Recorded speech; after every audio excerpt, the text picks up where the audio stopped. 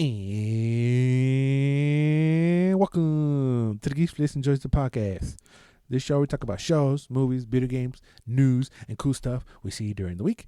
I am your host, Enterprise. With me as sometimes me ghostly friend. Fucked up finger Felix. What's wrong with your finger? I hit my finger with the machine and it got all fucked up. You hit your finger with my machine. middle finger. I hit it with a machine at work. Okay. And I was all swole. He all buff? Yeah. Your finger lives, son? I wish. hey, yo, speaking of swole shit, do you watch the Super Bowl, son?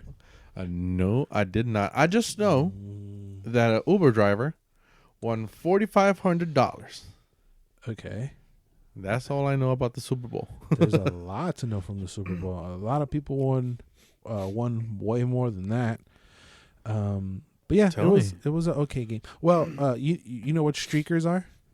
No, I do not. Oh, wait, the guys who run naked? They not necessarily run naked, but they run on the field. So this guy ran on field. He was on TV for like a split second. He got caught. Y la verga. There was a bet whether or not something would happen, and he went in like halvesies or whatever on a bet, and he bet $50,000 on the fact that would happen, and he won $350,000 or $374,000. Verga, güey. He went to jail that night, but his bail was $1,000, so he walking around with $373,000. He chilling, dog. God. Yep. Super Bowl was okay. Shit. The team that I was rooting for did not win. #fuck Tom Brady. Commercials were okay. You were rooting for the Buccaneers? No, I wasn't. That's where Tom Brady's playing. I'm surprised you even know that the Buccaneers were in their Super Bowl, so I'm proud of you. Good job. Thank you. The commercials were okay. The halftime was good. I think the fact that they said, did you even know who did the halftime? I know it was the Weeknd, but I don't know what he did. I mean, there was a lot of lights. There was a lot of performance. It was cool. He did okay. He was selfish in the sense that it was only him. He didn't have no features. Nobody came out and helped him. He can't feel his face. You know what I'm saying? But the fact that he put in $7 million of his own money, actually, I was like, oh shit. So I was like looking for where he spent every penny the whole time. So I was a little distracted. I was like, oh, look at all those lights, man. That's got to be over. Yeah, this is $500,000 right there. Look, all the dancers, and each dancer is wearing a face mask. Oh, shit, it's going to be a couple of grand. Yeah. Trying to figure out where all the money went. But given the situation, it was pretty cool. We'll get into some of the commercials and trailers and shit that came out later down in Trailer Talk. Okie dokie. But yeah, let's start with... damn, I would like a week where we don't have to do T's and P's and RIPs, man. I was going to ask you, is there anyone this week? Yeah, sadly there is, man. Fuck. It was still late last week. T's and P's and RIPs. T's and P's are thoughts and prayers. RIPs are rest in peace to Christopher Plummer. He passed away late last week.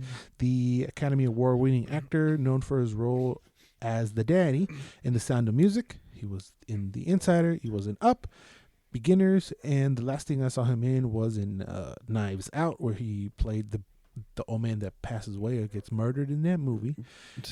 He passed away at age 91. He was up there in years. 91 is not bad. That's a good run. I don't remember where or his causes. Of course, you've seen the Sound of Music, haven't you? Of course. Yeah, that's the first thing I saw him on ever. Simón. Young whippersnapper. Estaba carita el vato. Pues sí, güey, no mames. He was handsome. He was guapo. Sí le daba un beso a la verga. He was cute. He was hot. But he's had a very illustrious career. I'm trying to look up IMDb's. Fucking ghetto, shut the fuck up. I didn't see The Insider. He was also in a Beautiful Mind. The Last Full Measure is the last credit he has.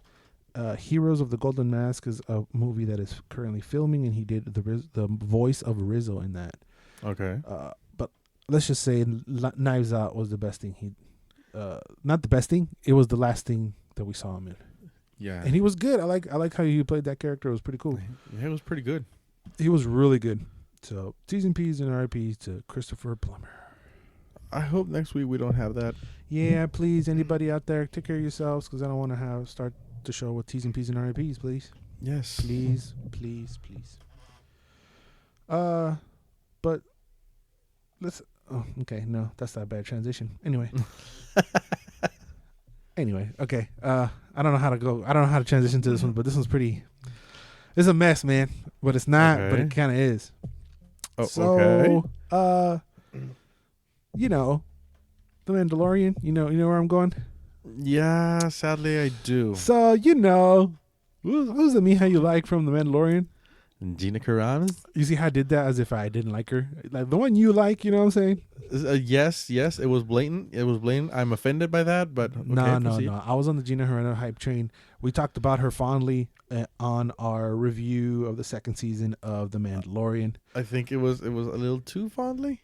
A little too fondly. More with the fondle thing. It was blindly because we were unaware of all these things. Because since late October, there's been a hashtag, there's been a movement to get her fired from The Mandalorian. People have been, every episode is fire her. And Lucasfilms finally did this past week. They've been looking for a reason to fire her. The reason why people were up in arms with that is because she was putting out very controversial tweets. She she is a right-wing Republican. What does that mean? She was very anti-mask. She was very anti-vaccine. She was a Trump supporter saying that the election was rigged. Just very, let's just say, ignorant shit. She was making fun of people with masks. This is before the latest thing where she put out a tweet where she basically compared being a right-wing Republican to being a Jew in the Holocaust. That's a fucking no. So yeah, because she's saying, "Oh, you hate me for my views." I don't have the tweet in front of me, and then she added it with a black and white picture of Jews in a concentration camp. Yeah, very not cool shit. And she's stand by her views, which is fine. Yeah. Kudos to her, but kudos to her for not backing down. Like, oh, I don't mean that, because you've been tweeting for this shit for the past 4 months. You can't be like, nah, I didn't mean it. She's sticking to that. What the fuck? I mean, it's hard for me to hate on her like acá el palo. Those are your views, and you want to stand by it. Yeah. I support you in you supporting that. I get not even, that's not the right way I'm trying to say. I appreciate I appreciate you standing by your point of view so hard for where you lose a job and you're like, fuck it, eh? So that's amendable, even though that those thoughts and those views I 100% disagree with. Mm-hmm. But you see a lot of people like backtrack and change their views because of a job. So it's cool. There's a lot of people also behind her. Ted Cruz, the senator or whatever the fuck he is in the politician world, came out and like, oh, she was a trailblazer and she was a very strong character in the Star Wars universe and yada, yada, yada. And then she gets canceled basically for her point of views. I mean, yeah, but you can't compare yourself to a Jews at the Holocaust, man. That's no. What? No. So Lucasfilms has fired Gina Carano from The Mandalorian after abhorrent and unacceptable social media posts. Like I said, Lucasfilms were looking for a reason to fire her because and the cherry on top is not only that, I forgot something very important, and it affects us as a show. She has also posted very transphobic thoughts on Twitter, because making fun of people who identify themselves as X, Y, or Z. So she's been labeled as transphobic, whether or not she is, I don't know. It's a mess. I don't blame Disney. I don't blame Lucasfilms for doing that, because it is a mess. Cancel culture está cabrón, you know what I'm saying? I don't agree with that 100%. But it's like, if you already got a target on your back, like if she would have shut the fuck up since October, she probably would have been fine. But I'm trying to wrap my head around this, but shouldn't it be separate what you think with her job? For example, she not to demote her craft, but she's an actress. Okay. So that she's playing a character, she can do that character, and she can still have her point of view. I mean, again, I like you, I do not agree with it.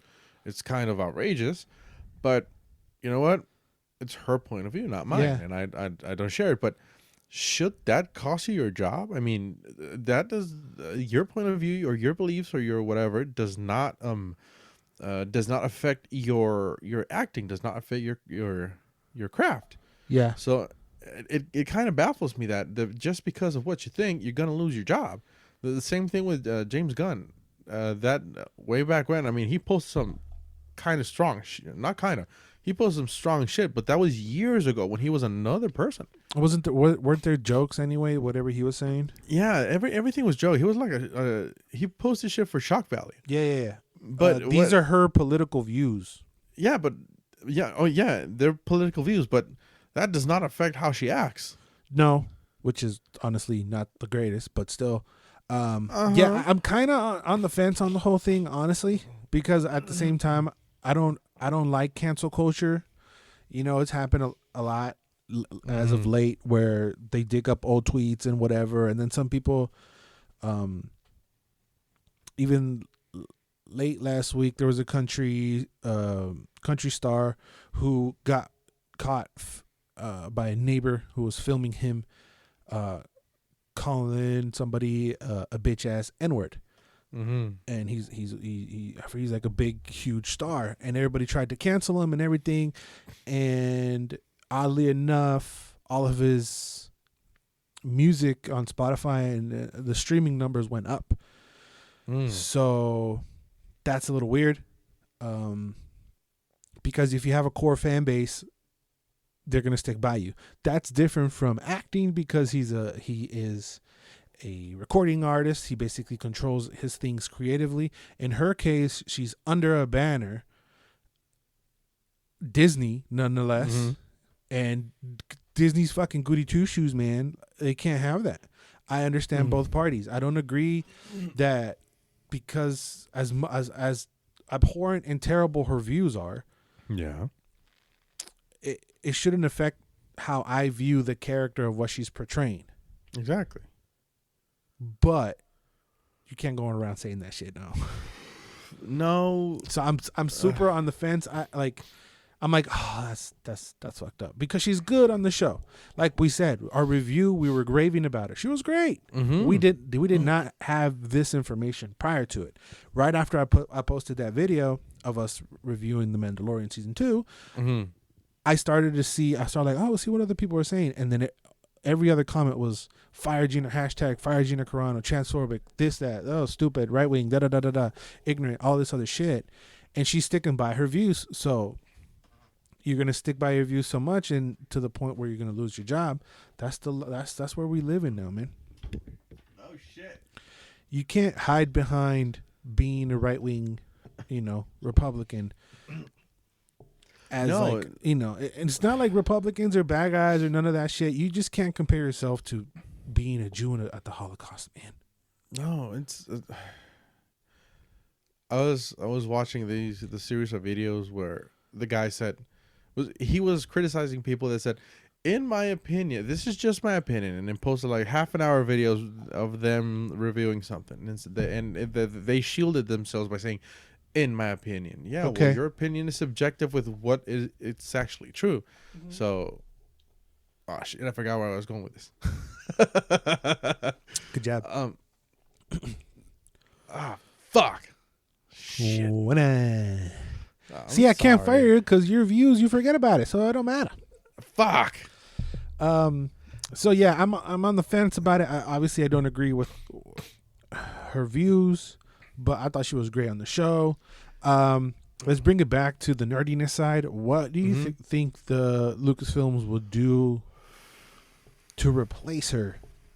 Do you think they would replace her? They would think they just travel to a different planet where she's stuck at a planet doing the things that they were doing, and just like, oh yeah, forget about her. They just try to erase her from your mind. Nah, maybe they're just gonna like do a throwaway comment about her, and that's gonna be it. Oh yeah, she's stuck in this planet protecting them or whatever. Yeah. Or not even visit the planet anymore. Yeah. Or something like that. But they're not gonna kill her off. Maybe they're gonna say, "Oh no, they don't really kill people off like that." I think House of Cards was the last one that killed people. They killed Kevin Spacey, right? Didn't he die or no? I do not know. Actually, I think I didn't watch that show, but I could be making this up. It could be Modern Warfare, what I'm thinking about. But there's like a funeral or whatever for him because he's also in Call of Duty. He's also in Advanced Warfare. Oh shit! And he's the president in that, or he's like the president of like the. Oh no, mames! I remember that trailer. Yeah. So I could be blending anything because I've never seen House of Cards, but I thought they killed him off. So. Goddamn.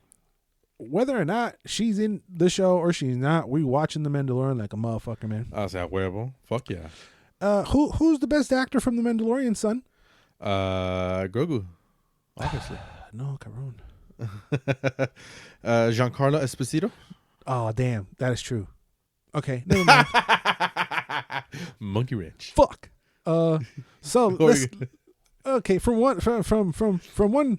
Disney character, from Star Wars character to probably the best Star Wars character. Let's talk about Pedro Pascal as Mandalorian. I wanted you to say fucking Pedro Pascal, you stupid fuck. I threw a monkey wrench on your plan, didn't I? Okay, let me try this again. Okay, that was fun. Okay, take two. I'm an actor. Okay. So from one Lucasfilms actor losing a job to one gaining one, we have our Joel in the Last of Us series, son. Pedro Pascal has been cast as Joel in the HBO The Last of Us series. It's official.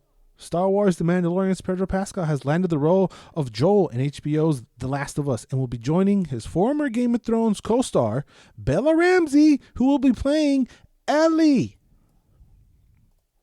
I'm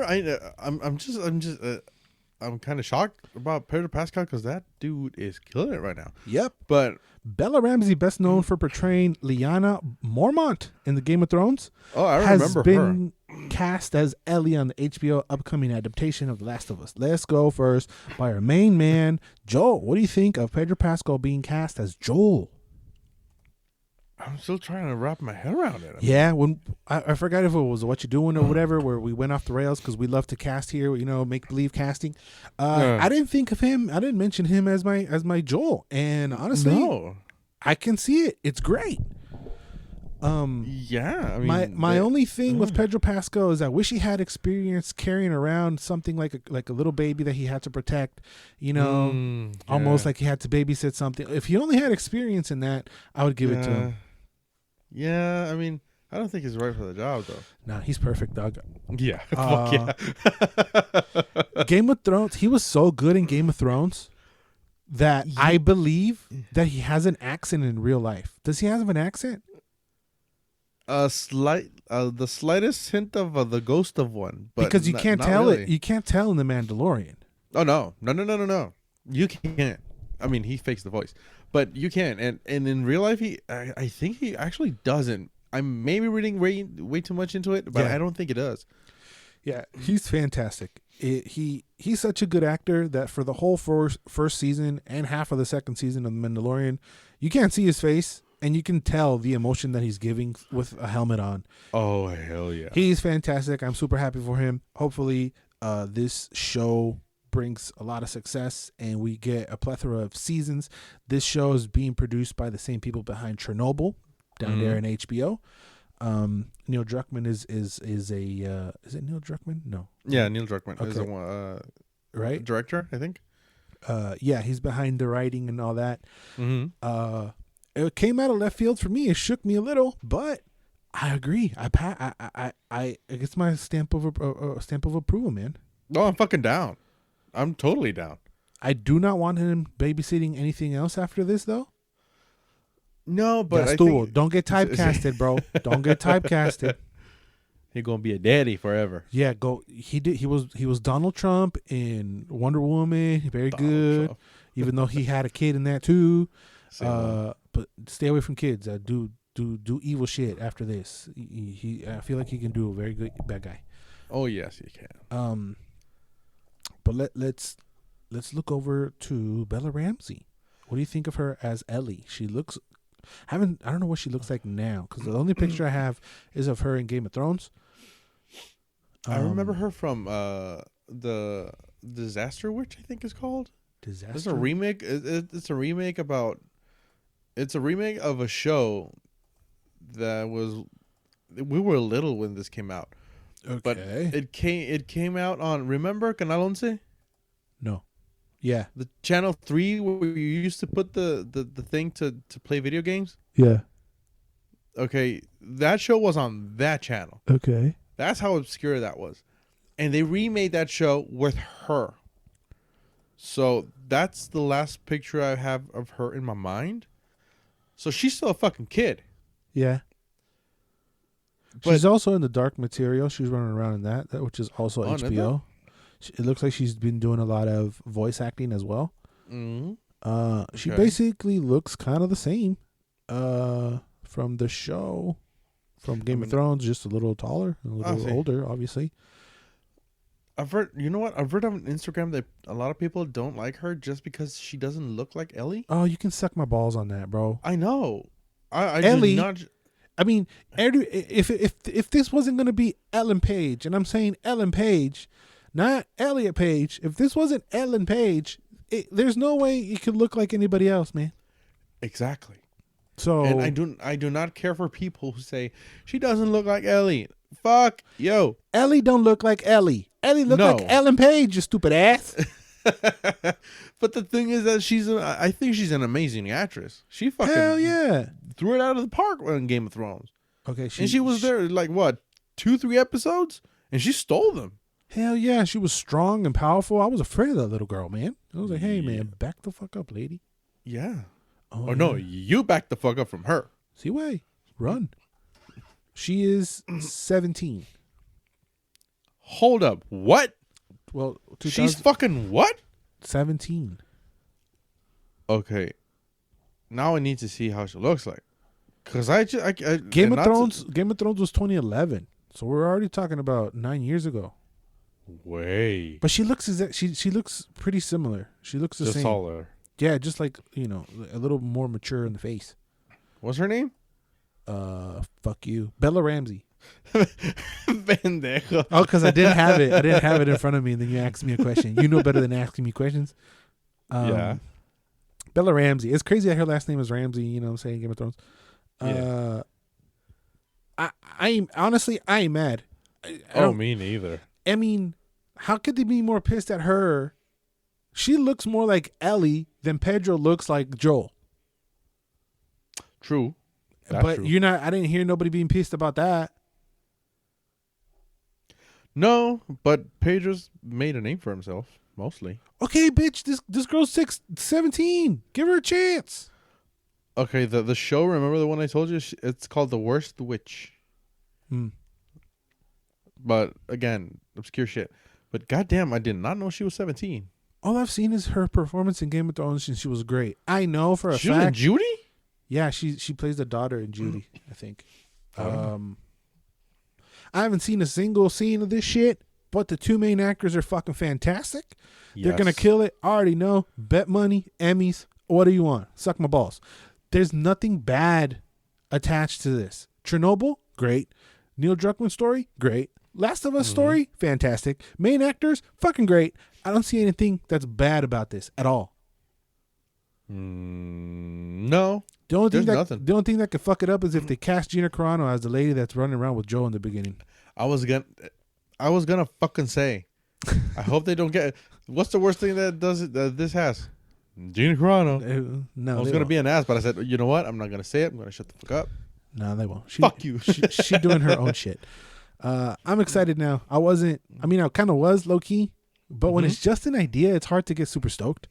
But now that we have faces attached to the properties, yeah, my dick is hard, son. Hold up, cabron. For Pedro Pascal, not for the girl. Oh, okay. You nasty, son. All right, let's move on along. Me? Yeah, let's keep it in the casting realm, bruh. We talked about this a few weeks ago. Or you were with us when we talked about Borderlands movie. We've got Jamie Lee Curtis joining the movie. Doing what? She finna be Tannis. Slaptrap. No. Who? Tannis. Who is she? She I think she's in one of the second ones. I remember. She British. She has short hair. Tannis. She nice. Okay. Working with the iconic Jamie Lee Curtis has been a lifelong dream of mine, and I am so excited for her to bring her humor, warmth, and brilliance to the role of Tannis. That was a quote said by Borderlands director Eli Roth. Eli Roth is known for crazy dark, whatchamacallits? Crazy dark horror movies. Yeah. Oh, yes, it is, way. Tannis, she's like a mechanic. Yeah, she's like a mechanic. She a tad older than the video game Tannis, but yeah. I'm willing to give it a pass and see what's up. Funny that you ask about Claptrap. Claptrap has also been casted, and it's Jack Black.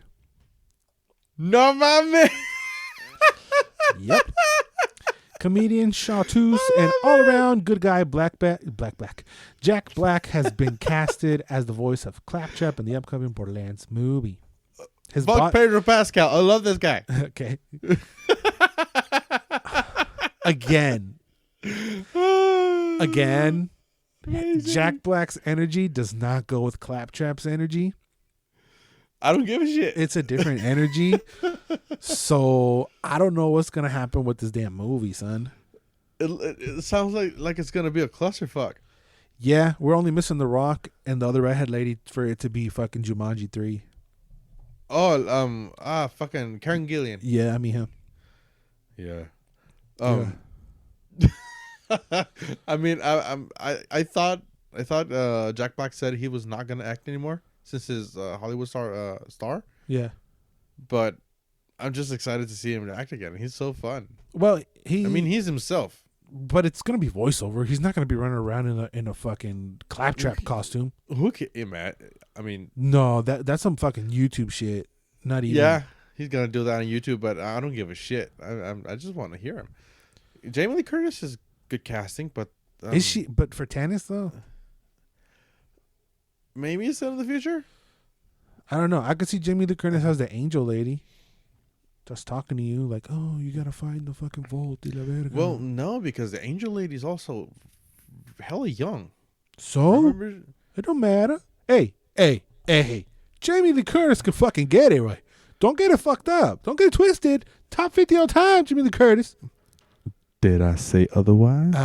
Then saw you fucking roll. I'm not saying she couldn't get it because she totally could get it. I'm trying to think the whole time. My cousins are so disappointed in me. What's the name of the movie?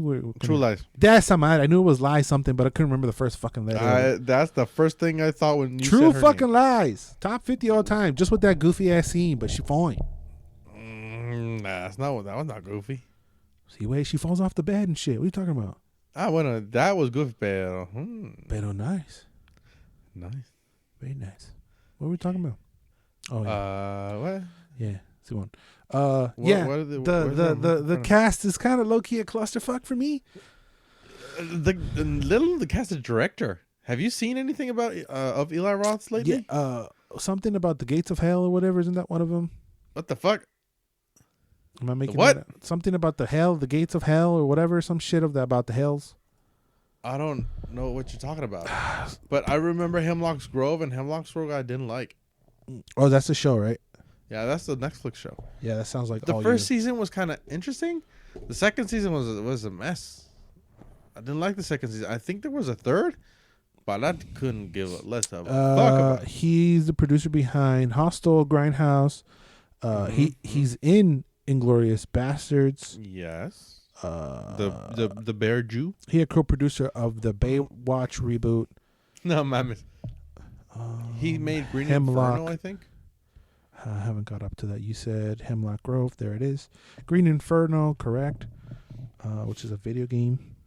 A video game? That's what it says. Video game producer on the Green Inferno survival game. Oh, no, but the Green Inferno was a movie he did, kind of a cannibal holocaust kind of thing.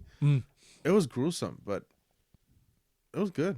I had fun with it. He was a producer behind The Man in the Iron Fist, the Hostel movies, as I said.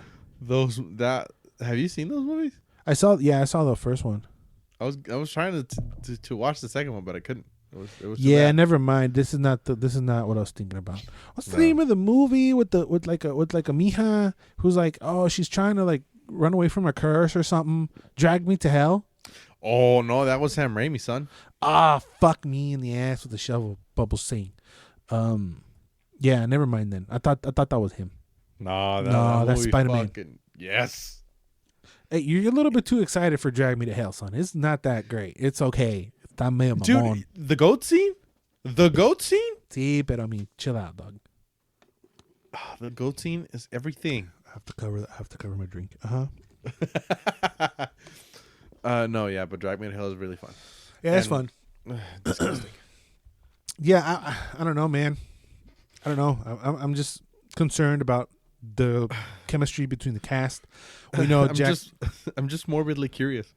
Yeah, and honestly, Jack Black did some of his best acting in fucking Jumanji Dose. Honestly, he was pretending to be a teenage girl the whole time, and you believed it. A teenage girl, a black guy. Yeah, at one point. Yeah, all of other Jack Black's movies, he's basically Jack Black, except for Shallow Hal. He's more chill in that one. Oh yeah. We'll wait and see a trailer. I'm excited. Low key, high key, kind of. We'll see. Well, maybe 10 years from now. We'll see whenever we get it. We talk about remakes and shit all the time and how we're against it. I am 100% against this next one. The Wizard of Oz is in remake and early development. Fuck you. Nicole Castle. Who's that? Fuck her. She's so wait, chill. She's behind The Watchmen. She's tasked to direct the film with New Line, promising the upcoming film will be a fresh take on Dorothy and the other elements from Garland's Wizard of Oz, like the prized ruby slippers. Did you watch the Mila Kunis, whatever the fuck that was? Yeah, the Great and Powerful Oz. Yeah, I didn't see that. Yeah, it was fun. I mean, it was not. Was good. it? I heard it was dog shit. I had fun. It was fun's way. But I didn't fall asleep watching it. That don't mean it's fun. It kept me awake. Okay. I mean, Mila Kunis, goddamn. Pues sí, pero pues también no mames. What are your thoughts on Wizard of Oz? I mean, some shit shouldn't be. No, wait, no. It's because some things shouldn't be touched. Exactly. It's like if people wanted to remake The Godfather, fuck whoever thinks that movie should be remade.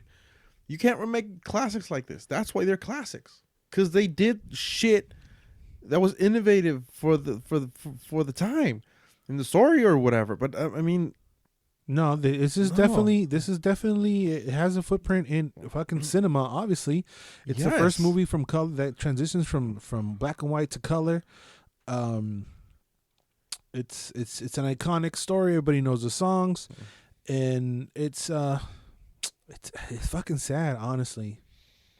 Yeah, I just mean, leave money. Money. They're gonna change the what the fuck? I'm banking on the word. What's the thing? Munchkins? No. Oh. Dorothy. Not that much. No, I thought you were like, oh, they're gonna be politically correct, so there's not gonna be no Munchkins no more. Oh, that would suck major balls. But I was gonna say, money. They're gonna change her race. They're gonna change her ethnicity or something. Who knows? Like, oh, she's gonna be a lesbian. What's wrong with that? Well, she doesn't have a love interest. So no, but I don't know if Toto's gonna be a cat. Fuck cats. Way. I mean, the little kitty cats. No, there's ones. fucking stories about the Munchkins, man. Like, they were raging alcoholics. They would have orgies in the hotels and shit. Yeah, so they hoard themselves out so they could get paid, because they did not pay Munchkins. No, I was gonna say midgets. Well, you already did. Yeah. So you edited yourself, and then you fucked yourself by saying the thing you edited. Yeah. Hey, settle down, Gina Carano. This movie is a classic. It plays every Thanksgiving and every Christmas, and every Thanksgiving and every Christmas we have a debate whether or not the background is the hanging of a fucking munchkin or not. And my dad doesn't believe it. You know that one? You seen that shot? No. When they're walking towards the dark woods, you could see a munchkin or something hanging from a tree like a hanging, like Verga. from its neck. Uh-huh. But it's been digitally revitalized, and now there's a stork in there. And my dad didn't believe that was real. He's like, look at the stork. Like, how could you get a stork in there? They bring these exotic animals, and little did he know the stork was digitally remastered into the movie. But it's done to us an extent that it fooled my pops. But the OG version of it has a munchkin hanging from the back in the background from a tree. Holy shit! They said it was a munchkin that committed suicide. Whatever other people said it was a prop left over from a previous scene, but it was like one of the monkeys or whatever, et cetera, et cetera. Mm-hmm. There's just a lot of legend behind the movie. But honestly, if they do Wizard of Oz, and I don't count, even though it's the same story, I don't count the Michael Jackson one. What's that one called? I do not remember, but I know what you're talking about. I tried to watch that one and I wasn't feeling it. It's weird. It is a little weird, but that's not the same. That's a different adaptation of the same story. Yeah. But the whole cast is black people, so yeah, that's different. It's a different like take. Reimagining. It's a reimagining. Plus, it's Michael Denson's fucking coked out ass off, so it's fine. Michael Danson? Michael Danson all over. He's a scarecrow. Oh, he danced like a motherfucker in that movie. Fuck, what's the name of it? Puta madre. Chinga fucking balls. I gotta look it up. I'm sorry. But yeah, if they touch this classic, which is regarded as the best movie, not the best movie, but you know what I'm saying. Mm-hmm. It's a placeholder in history. Then anything's up for grabs. Mm-hmm. You know what I'm saying? Yeah. I mean, fuck them. I've been. I know I've said this a lot in the 45 minutes we've been running the show right now. But I mean, what else can I say? It pisses me off, but it makes me more sad than pissed. It saddens me more that it pisses me off. Yeah. Because, goddamn, there's no need for it either. No. They digitally retouch it. There's Blu-ray versions of it. It still holds up. Yeah, the makeup is fucked up. My dad does a great lion. The king of the forest. It's fucking fantastic. Yeah. The Wiz is the movie with Michael Jackson. Okay. The Wiz? Diana Ross, yeah. Diana Ross. Diana Ross. So let's play. Let's bite the apple, man. Let's get into it. Cast Dorothy. Who do you think could play Dorothy? I'll go first. God damn you. I'll go first. Okay. I only got one name. Uh-huh. It's Anna Kendricks. Ooh. She can sing. She good. She can sing. She got pipes. Could it be Emma Stone? No. Okay. It could not be. I feel like she's too old. Fuck that. No, man. Anna Kendrick was kind of old. But she passes younger. Dorothy's supposed to be 16, I think. Wasn't she supposed to be younger? Maybe. Judy Garland was 16, I think, at the filming of this. Yeah, she was really young. Yeah. God damn, you yeah, I put you on a spot. Yeah. If you guys think of anything better or you hate this idea, leave a comment down below in the comment section on the YouTubes. Anna Kendrick was only the one that thought about because she's recently in my mind. But yeah. What did you do, you cochino? Oh no! Last week when I was here, Bubbles, we watched like the extras for Into the Woods. Oh, okay. But funny you say cochino because I'm gonna bring up shit that these next words are gonna make you think of naughty shit. Bubbles. ¿Ves? You see what happens when you fuck me up? Hola, cabrón. Hey, cállate los hocico mejor, no? So, HBO Max ordered 3 new adult animated series, including one that tells the origins of Ruby-Doo. Adult? Hold on. I didn't finish that voice. I didn't finish the what I was saying. Yes, it's an adult. I lost my place. Hold on. I was doing so good and I fucked it up. Again, take 2. HBO Max ordered 3 new adults animated series, including one that tells the origin story of Scooby-Doo's Velma Dinkley, voiced by Mindy Kaling. She is your animated Mija, I believe, if I'm not mistaken. Thanks to the countless big-titted cosplays on the gram. Oh, yes. As you can tell. I am hugging my boom arm. Gross. As you're saying. What do you think of? Okay, what's adult about it though? The fact that it says adult animated Velma just made me think of porn real quick. Yeah, I thought hentai real quick. Hold on, have you seen Velma porn before? Yes. Stupid question. Okay. You Adult, knew the answer. Yeah, before I you knew even asked the exactly. But adult animated series. What do you I think? don't know. It's I mean, weird. Yes. I mean, I've seen the adult version of Velma, but why? Velma's normally a kid's thing. Kid. She's tied to a kid's show. Yeah, wasn't there hints of her being a lesbiano? Yeah, we talked about this. No, that In the creators in the new one, yeah. Yeah. So maybe the fact that she's a lesbiano is like, oh, let's make it adult because we can't show this to little kids. Well, I mean, if there's gonna be lesbian action, fuck it, I'm gonna watch it. Maybe whether she's lesbiano or not, you're gonna check it out. Who you fucking with? Oh, I'm not saying I'm not. Again, I'm not. But yeah, I mean, I think it's strange. I think it's really strange. Why Scooby Doo? Or no, not Scooby Doo. It's just her. Just her. But again, why just her? I mean, we got the Scooby one on the animated one. It was probably because she's a lesbian. Who cares? Who cares? Who cares the fact that she's a lesbian? Yeah. I don't know. I mean, growing up, she's like a beloved character or whatever. But yeah, but I feel like it's a new thing that the fact that she's a lesbiano. Well, we didn't know when we were watching it. We didn't care. We were watching it growing up. Like it wasn't a known thing. I feel like we barely reported it last week. I feel like they made her lesbian the past couple years, which is cool. It's fine, but I don't know about like taking characters that already exist and then slapping a thing on there like, oh, she's gay. Yeah, and if that's gonna be the whole motivation of the show, I mean, that's really weak. Yeah. What about Mindy Kaling? You know Mindy Kaling? No, that does not ring a bell. I don't want to say Indian because I'm not sure if she's Indian. She is like the girl from The Office who's like a Valley girl, but I think she's Indian. Isn't she Indian? I think I know what you're talking about. From The Office. Yes. But she's like super ill la verga. Yeah. Yeah. She'll be voicing her. I don't know. I need to see. I don't know. The part that says adult animated just makes it sound weird. Like, where are you gonna go with this? Yeah. I mean, yes. Like, what are you doing? Like, what are you thinking? Hold on. I see. Trucha. I don't know. Kaling? Mindy Kaling. Okay.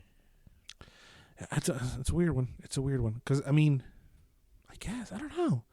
And it was always fucked up in the show. Didn't they always like let her fucking investigate by herself? Like Shaggy goes with Scoob, and Fred wants to go and pipe fucking La Mija, and fuck around. And I asked the pendeja by herself to get captured or something. Ahí va con sus chichotas. And then what? I don't know. That was a porn I saw. That sounds like you're ad-libbing right there. I don't remember no chichotas, but and then she would scream and everybody come to her rescue and shit. It's like, all right, bro, whatever. Yeah, that's strange. That the smart one was a damsel in distress. Yeah, we'll see. I would need to wait for a trailer and see what's going on. HBO working, man. They're hustling out here, man. Kudos to them. Eat. Kudos to them. Speaking about starving bastards. So CD Projekt Red is in between a cyber attack. So CD Projekt Red revealed its internal systems have been compromised and that hackers left a ransom note claiming they're giving CD Projekt Red 48 hours to contact them before your source code will be sold or leaked online. This was 3 days ago. Those 48 hours have ran up. This code, this information, where there was a bunch of legal shit, there was a bunch of human resources things inside the data. There was Cyberpunk Witcher 3 source code in it. It was auctioned off started at a $7 million buy-in thing or whatever it was called. I don't know. Big talk. I don't know. But They're in the middle of a cyber attack. They're trying to get their shit back. What the fuck? But why? What? I mean, I know the Cyberpunk was kind of sucked at the start for console players, but does that merit a cyber attack? It's not related to it. It's just like, hey, we got your shit. You want so? it? Yeah. They left a ransom note. It's the same thing as someone stealing your car or your property or something else. You need that shit. They need the source code for Cyberpunk and Witcher 3. That's very important if they're thinking of making The Witcher whatever the hell without Geralt. They want the source code for those things. They need the source code for Cyberpunk to make future, updates and whatnot. But they're just using it to make money. They're not gonna fuck with it. They're not gonna do anything with it. They just want money. It's a ransom note. Give me shit if you want your shit. But why do it with CD Projekt Red and not Naughty Dog or not? Who said they didn't try? Or Rockstar. Imagine Rockstar. God damn. I'm sure they tried, and CD Projekt Red was the one that they were able to break in. Okay. CD Projekt Red just can't catch a break, son. It's kind of it just 2020 out of the was fire and into the frying pan. God damn. 2020 was really rough on them. Yes, it was. So good luck to them. Hopefully, and they get 2021 does not bode well. No, but we'll see. Shout outs to them. You know who has been doing pretty good, even though half of the gaming world hates them? It's EA. The podcast. No, not Get Podcast. What are you talking about? So during EA's latest earning call, CFO Blake Jorgensen confirmed that the game Apex Legend has already made $1 billion and hasn't even released on Switch or mobile yet. Not too shabby for a game no one knew existed 2 years ago. So the headline reads, Apex Legends made $1 billion in less than 2 years. Apex Legends was released as a free game, and their revenue is up to over $1 billion as I just read. So there is obviously financial gain in releasing a game for free. Have you played it? I did download it. I did not play it. I haven't played it either. Like the hype made me download it in the very early aughts of it, and then I was like, I don't give a fuck. Is it like a Fortnite type thing? It's like a Fortnite type thing. It's first person. There's different characters that release every 2 weeks. It feels like there's a different Apex legend coming into the fray in battle and shooting. It's not too shabby. I think it's behind the same people behind Titanfall. I could be talking out of my ass, but it has a lot of that DNA in there. But yeah, this along with, Fortnite, Warzone, among others, that there is actually financial gain in releasing games for free. So Rocket League recently came out for free last year, so maybe I'm curious to see their numbers, see how they're doing after they became free, because it's a smart move. You give the game for free and you're like, hey, you want this fucking skin? Simone, I'll pay $2. Hey, who cares? I didn't pay nothing for this game. And then, little boys spend $15,000 later on Apex Legends skins, and you got money. Well, EA is known to prey on children like that. Yeah, I knew of a kid who spent like $500 on that without their parents noticing. And that was a whole clusterfuck. Yeah, well, with FIFA Ultimate Team and Madden Ultimate Team, they've been in trouble back in, I don't forget when, but I think it was in Battlefront. Remember that one? Yeah, Battlefront. No, I'm talking about in the UK or over there in Spain or whatever. I forget what country. In the Europe? Yeah, that it was deemed illegal gambling because you're paying for the chance to get a certain player and then you don't know where you're going to get it. So it was a whole mess. But Apex, I remember that one. Yeah, Apex Legends was a hit for them. And kudos to them. Honestly, I ain't hating. But we'll see. We'll see what happens with other releases. And where do we see releases, son? What's my favorite time of the year, son? E3 2021 is being planned as an all-digital event. It will take place between June 15th and 17th, which was confirmed after the show was canceled last year, and will be streamed from 10 a.m. to 10 p.m., with replays during outside those hours for other regions. The ESA also makes mention of some charity events that will take place outside the main exhibition hours. This is fantastic. I love it. This is my favorite time of the year. I love to sit in front of my computer for fucking 8 hours and watch all the events of all the video game shit that's happening. I love to recap for you guys. Hopefully this year we can live stream some our reactions to this shit. I love the anticipation of what the hell they're gonna happen. I love the disappointment where you think something's gonna be dropping and there's no even a fart or a mention of that shit, and you're like, oh, vale verga. I love Metroid Prime 4. Yeah, I love all that shit. And then you're not expecting, and then like, oh, Metroid Prime 4. And you're like, what the fuck, Metroid Prime 4? Yeah. I love it. I'm so happy. I'm sad that they weren't able to pull it off last year. But they have enough time now to get their shit together and bring one all in. We did get a little showcase from PlayStation, and we also got a showcase from Microsoft last year. Nintendo did a couple of Treehouses shit, but it wasn't as organized as it usually is during the week of E3. No mames. Not even close. But now that they're like, all right, we're gonna shit together for 2 days. The time period is shorter. So I'm stoked. What do you think about this, son? I remember the days when I could watch the E3 conferences. I haven't been able to watch them for, I don't know, maybe 3 years now. Yeah. But was it 3 years? When was the one where Keanu popped out on stage? 2 years ago. 2 years ago? Oh, then that was the last one I watched. Yeah. Because I got my wisdom teeth removed. Yeah. But I mean, I'm not that big of a fan of E3 as you are, but it's this magical. I mean, I do agree that it's this magical time of the year. Fantastic. Yes, and all these emotions come to fruition with all these video games because, goddamn, you invest a lot of time in your life. The fact that this year they're gonna arrange it like they're gonna structure it, or there's gonna be structure to the show, as opposed to last year. That is amazing. Yeah, and the Video Games Awards kind of served, gave me a chance to bust a nut a little last year.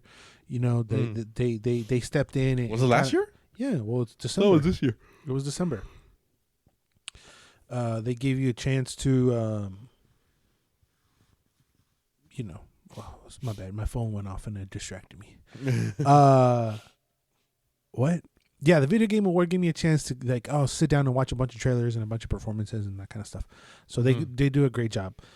So I'm excited. All right, let's get into the trailer talks, bruh. We're almost at an hour already. Let's fucking move this shit along. Nice. Trailer talk. There was a Epic Games showcase event this week, showcasing a bunch of games and announcements and other stuff. But one of the things that stood out was the Epic Games MetaHuman Creator. This is a program for designers and video game creators to easily create characters in Unreal Engine real time live for their video games. As you can tell, these fucking graphics are insane. There's movement, then there's it's 2 videos, one of them showing them how, much like any video game creator now, like in a Madden or whatever you want, you can move anything in the amount of detail that you can pinpoint and move, the eye socket, the nose, the jaw, the whatever. And then there's a demo of 2 characters talking to you about the technology, but you can see the way that they're reacting, the way that they move, the way that parts of their face is moving when they're talking. It's not perfect. Teeth still look a little weird, but I do want to commend them for the hair. The hair looks pretty good. It's been pretty fucking uncooked pasta for these few years, but it's starting to look very good. What you thought about those graphics, son? Goddamn, they were amazing. See what? Looks like real people for a second. Yeah, after watching them a little bit, they were like, "Oh, okay, they're computer generated graphics." But at first, I was amazed by how realistic it looked. Yeah, it's getting crazy. But it kind of begged the question. This is a Barbie simulator. What do you mean? Because I remember the Barbie mode on goddamn Soul Calibur 3. Remember that? Yeah. Okay, so I if do remember correctly, you did this, or more so Bubbles. Yeah, I'm in there too. Don't dismiss me, fool. No. I mean, I know both of you are fans, but I Mhm. remember Bubbles being a little bit more Yeah, into it. He spends the money on it, and I just swoop in and fucking play. I hate it. You hate what? I hate the Barbie mode, Barbie mode? What do you mean? where you can customize your character. Oh, character creation? Yeah, I mean, for me, this presentation. I mean, obviously, this is not a game, and this is for developers. Wait, and you're creators and comparing designers. this to the fucking whatchamacallit? You're comparing this to the Soul Calibur character creator. No, that's because that one popped into my mind. Oh, okay. But in Fallout 4, you can create your character. Yeah. It's kind of limited, but you can do a lot of stuff. And that just bored me to no end. So kudos to the people who create these characters, because they have the patience to do this. Yeah. But for the life of me, I just can't stomach it. What do you mean? I don't understand what you're trying to say. You can't stomach what? The character creation in games now?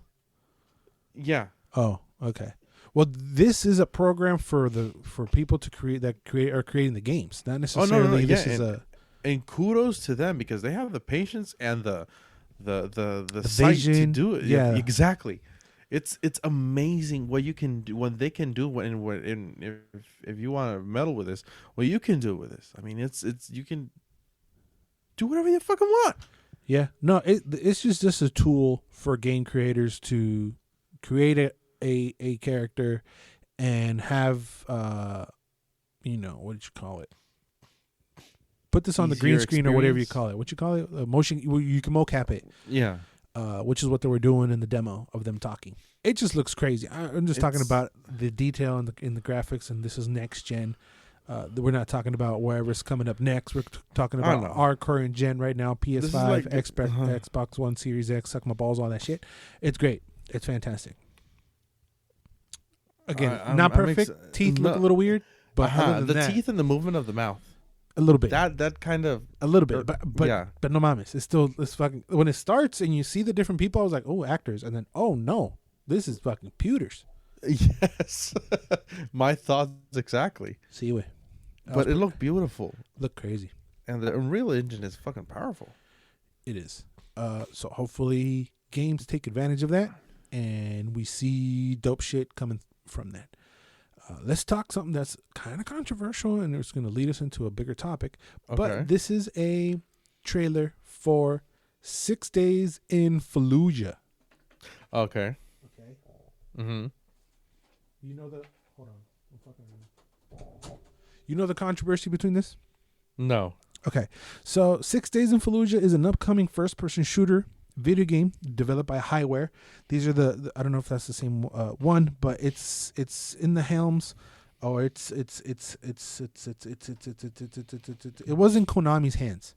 Okay. But because this controversy occurred, the heads of the game directors or whatever, the heads of Halo and Destiny have picked it up and have taken responsibility as to try to put it out. Where the controversy what? Uh-huh. Not necessarily 343 or Bungie. It was like heads from each of those companies. Okay. That made Highwire games, I do believe. Where the controversy lies, this is a first-person tactical shooter. It was slated to come out years ago, but where the controversy lies is that it's the focus is directly on the Iraq war. Again, the focus is directly on the Iraq war. Mm-hmm. Meaning true events that actually happened. We get a real person video of people who were actually in this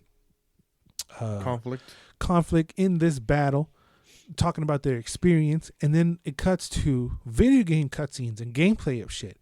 So what you are playing in this video game are shit that actually happened. You're killing people that actually happened, that actually lived. You are playing as the people who are describing their experience. So it was a whole ordeal, as in, is this ethical? Is this too heavy? So it was a huge controversy back in 2009. As I said, these people who were on the top of it. Yeah, it was an 09, but it was picked up again and it started gaining traction again. It's raising questions about its appropriateness because it's based on true events. As I said, Konami was the ones that were taking over doing that, and then these guys came out and pick it up. It's a little weird. It's expected to release late in 2021 on PC and consoles. I'm gonna just talk about what the game looked cool. It looked okay. It didn't blow my mind. It wasn't Call of Duty graphics or anything like that. But it does make you question, okay, I've never played anything that was based on true events. Probably the closest thing I've got to was Assassin's Creed, and that is based on characters that already exist, but they twist, obviously. It's like fictional characters based on people that already exist, right? You got, in the first ones, you got Leonardo da Vinci, La Verga, and you're running around with them. And then there's hints of him. There's not hints. There's full-blown him being a jotillo and being a gay guy and kissing people and all that shit. That's all fiction. It says it in the beginning of the game. I've never played anything that's a true story that I can think of. No, I can't. But what do you think of 6 Days in Fallujah? Hold on. Dog was barking. Thought someone came in. Okay. So, for me, I'm really conflicted about this because, for me, video games are they're an escape from reality, like a escape valve. So I can relax, I can disconnect. Yeah. But playing a game that's directly influenced by true events, it kind of brings the mood down, and I don't want to be a Debbie Downer the whole show, but I don't. This is not a game I'm going to touch with a 10-foot pole because I mean, the only aspect of war I like is the fantasy of it, or what the how do I put it? Like, the only wars I like are the ones that do not exist. Yeah. Because they can blow it out for Lord of the Rings, Pacific Rim, whatever. But something so real, so down to earth, and so gritty and so dark. To take control of the people who were in there and did whatever they had to do. It's for me, it's a little bit too dark. Okay. And it's something I'm not a fan of, and it's something I'm not gonna play. I mean, it's at the end of the day, video games are art. So, art is in the eye of the beholder. So, go ahead, be my guest. But I'm not the core audience for that game. Okay. Have you seen Save It Private Ryan? By bits. It's too real for me. You watched 1917, right, with me? Yes. You liked it? Yes. Okay. You know that there's fragments of that that's based on a true story? Yeah. Okay. Well, then what how come you enjoyed that and you can't enjoy a video game? The difference is that you're playing it. That's the thing. I'm playing it. I'm in control. And okay, but it's not an open world. You're still following the same story beats. Yeah. It's not like it's not like you can, turn around and backstab your fellow Marines and go fight on the. It's not. You're following the story. Not fantastical, yeah. Yeah, you're following the story, and the method that the story is being fed to you is slightly different. You have a controller in your hand, and you gotta kill people. I get it. The people that you're killing were probably you are killing real people. I doubt that they'll go to that extent as to identify bodies and you know what I mean, and put a name on the people you're actually shooting. But you're controlling people who were literally in that same situation. So I get that. It's just that the argument that we enjoy, based on true story movies, why can't we enjoy based on true story games? I see it both ways, but yeah, maybe I'm looking at it in the fact that when they say based on a true story, is that they're very loosely based. But I don't know. Maybe it's my mindset right now. Maybe it's the mood. I don't know. It just kind of felt wrong for me. It does, but I'm pretty sure that at one point movies felt wrong as well. Yeah, maybe is the thing, the fact that I'm not accustomed to video games being this real. Don't get me wrong. It's not like, oh hell yeah, I'm ready to blow up some fucking Iraq Al Qaeda's in the face. No, Simon. I'm just trying to provide a different point of view. No. It's I get it. It's a little weird when you're like watching the person that's talking about the same mission that you're playing. Mm-hmm.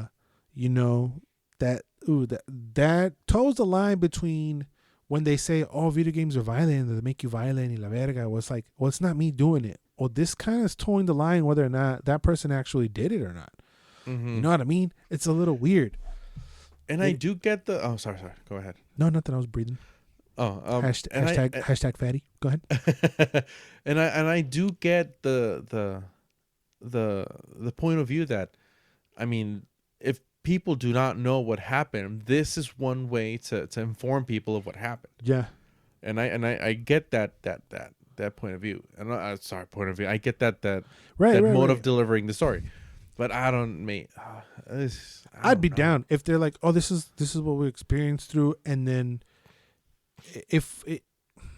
maybe if it was VR, would it be even worse? Oh shit! But let's get our first foot in the door, see how we would react to this, because other than the fact that it being real, how much different is it from you playing a video game character based on a movie? You know what I mean? Yeah, that's true.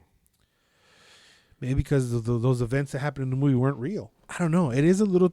It's towing the line, honestly. But I'm not up in arms about it. I'm like, all right, okay, this is different. I've never played a true story video game wise.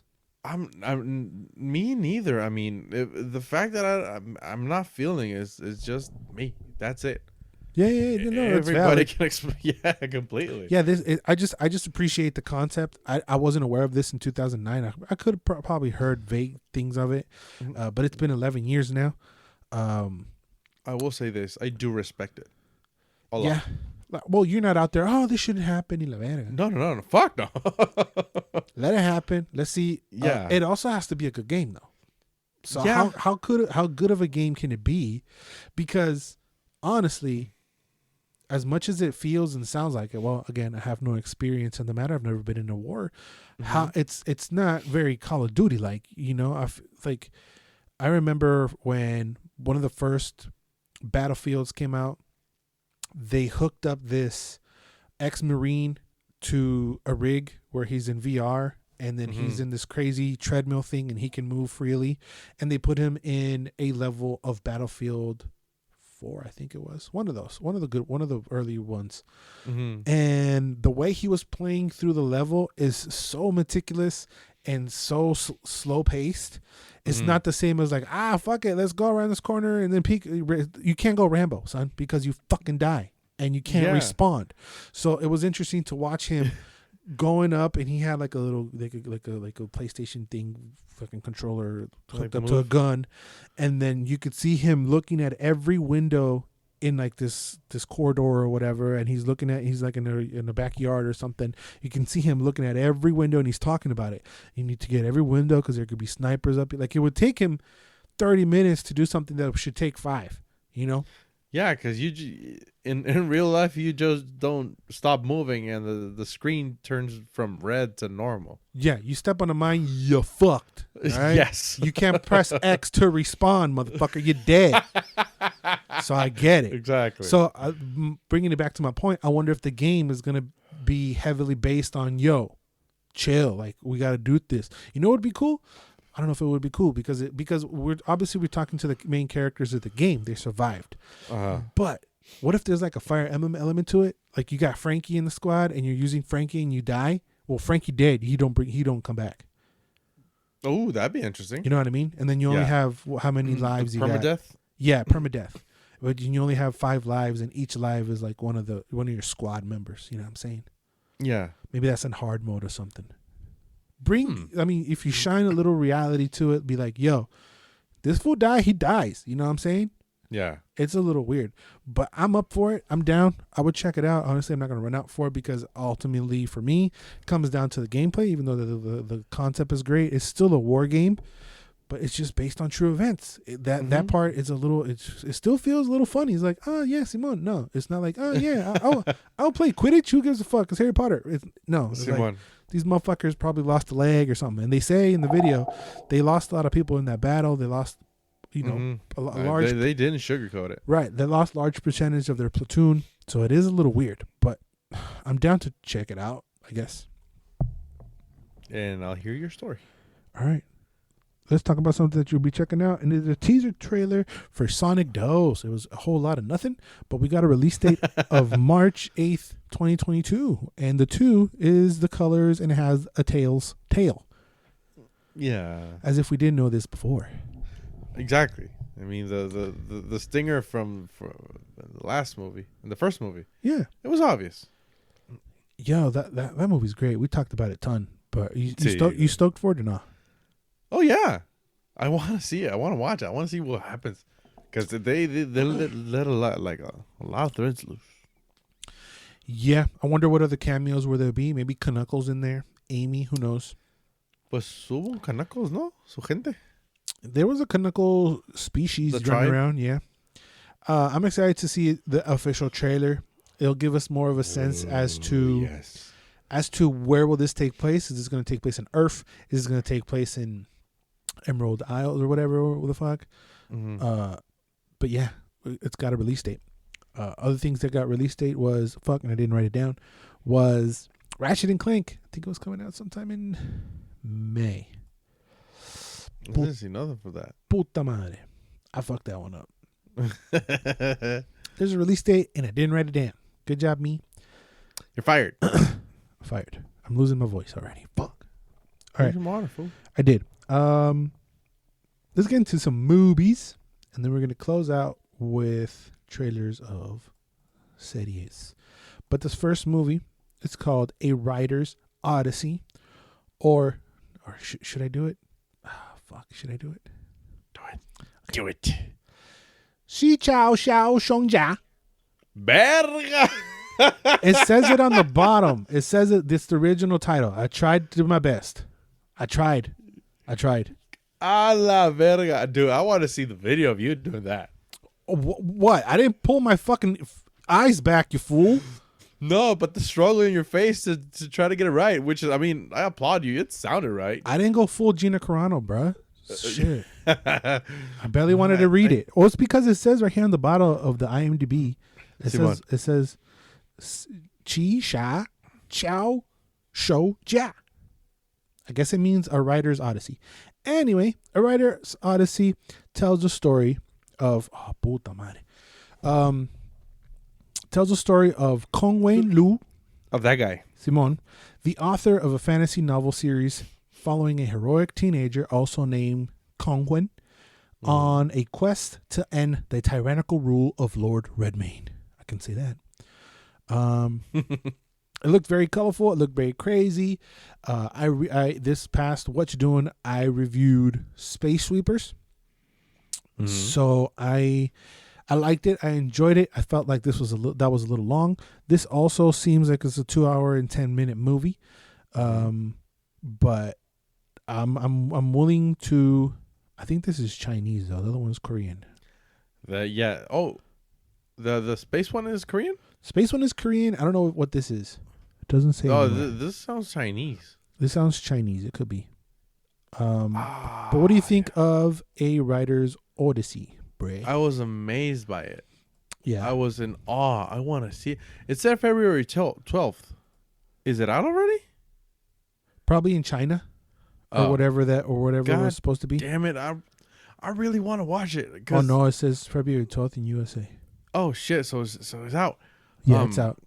Well, it's out in China, Singapore, and US. So I'm going to go on a limb and say, yeah, it's a Chinese movie.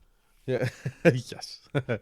I don't know. The I want to know exactly what it's about, but the visuals, yeah, it does have that signature Chinese, maybe Chinese, not Chinese per se, but like Asian type style of CG. Yeah. but I really do want to know what is it about, because there's so much stuff happening that I want to know why and how and when, because it kind of in the real world it feels kind of deep. What do you mean feels deep? There was a line in the trailer where the author said, "If I'm not writing, I'm not me." Oh. So like an internal struggle or some kind. Yeah. I'm just curious about the imagery. It looks very dark. It looks very creepy. There's spears, there's swords, and then they're in the real world with future shit, and then there's giant monsters, and then there's little kids and sarapes and shit, and then it's like giant fire breathing monsters, and it just called me, you know. What is there a name? Is there a title for those kind of movies? I guess it's just action, drama, fantasy. I guess they're just fantasy movies. Like the Aragons, oh, that's straight up fantasy. Yeah, what's the other ones that are kind of like that? They just have that vibe to it. You know what I'm trying to say? Yeah. Yes. Totally. And I feel like after I don't know which one was the last one, but Bubbles and I, we enjoyed Aragon. I know you read the books. Yes. How we were bummed when we knew that it flopped and we weren't getting a second one. Yeah. I guess you can lump in Narnia in there. The very fantasy, high action, teenage fantasy shit. This one doesn't feel too teenagey, but it did give me those kind of feels. I appreciate and like the design of the bad guys and everything, the mood. It looks very cool. I'm super down actually to watch A Writer's Odyssey. Yeah, me too. Count me in. We'll be fucking, you know, fucking because of Valentine's Day. We'll be watching that shit on What You're Doing probably if we can get it. Let's move on to something that premiered on the Super Bowl. There was a quick 40-second trailer for Old. This is an M. Night Shyamalan movie, and a family on a tropical holiday discovers that their secluded beach where they are staying is somehow causing them to age rapidly, reducing their lives into a single day. The trailer's creepy as fuck. It's M. Night Shyamalan. There's some kids and shit. They go out behind a rock, and then they come out as full-on teenagers, and then the kids are adults, so on and so forth. M. Night Shyamalan, crazy shit. What'd you think about Old? I'm going to say I'm intrigued, and I'm going to reserve any comment I have until I watch the movie. Why? Because I've been excited for shit, and then it lets me down. Okay. Well, the cast seems pretty promising. We got Rufus Sewell, Thomasine McKenzie. I don't know who that is, actually. Oh, yeah, the young girl. Beth Davids. What? Are you making these names up? No, she was in Bicentennial Man. Oh, yeah. Oh fuck, it's Miss Honeyway. See? That's Miss Honey. And Beth Davids. Shout out to Miss Honey. Top 20 me of all time. Eliza Scanlon. Who this? Okay. No. I'm trying to look up this name of the Mexican actor guy that's on the fucking thing. Gael Garcia Bernal. I have to give him a shout out because he cool. I like him. He cool. Yeah, he fun. Y tu mamá también, bre. If I didn't know better, I would cuss you out. Yeah. It's M. Night Shyamalan, man. Every couple years we get a crazy M. Night Shyamalan. And the poster's pretty cool. Is an hourglass clock, and instead of sand, it's people falling down. It's pretty cool. Oh, that's interesting. Yeah, I want to watch it. I'm intrigued. I'm intrigued. You got my attention. I'm down. Expect a review on Old. Yeah. Something else you could... What? When's it coming out? Don't ask me questions. I literally just closed the thing. I think it said March. I don't fucking know. March something. March something. Something that we were going to review, most likely, because I'm going to watch it with Bubbles, is Paradise PD Season 3. We tried to watch the first season. I fell off halfway. Bubbles kept going, and he watched it, and he was like, oh, you got to watch the second season because of the trailer, because the trailer of the second season made it look crazier than the first season. We watched it. I liked it. I was back in. I think I reviewed it, and then this is the trailer for the third episode. It's on Netflix. It's the same creators behind Brickleberry. So it's an animated series about bad cops, but not bad as in corrupt, but bad as in underperforming. They are the first responders, and they are the worst responders. This trailer looked hella crazy. There's so many crazy imagery in my head that I can't even slow it down to like explain as to what the fuck actually happened. It's. I just remember the octopus crawling up the guy's ass. Oh yeah, there's an octopus crawling up a guy's ass.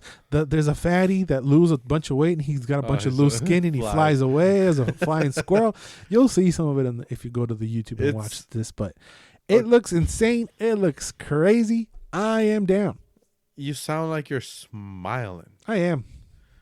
It's so. I don't know if I want to watch it because it's so crazy. I remember watching the trailer for the second season. And I was like, oh shit, this shit's crazy. And you were like, yeah, it kind of is. Yeah, I told you to watch it.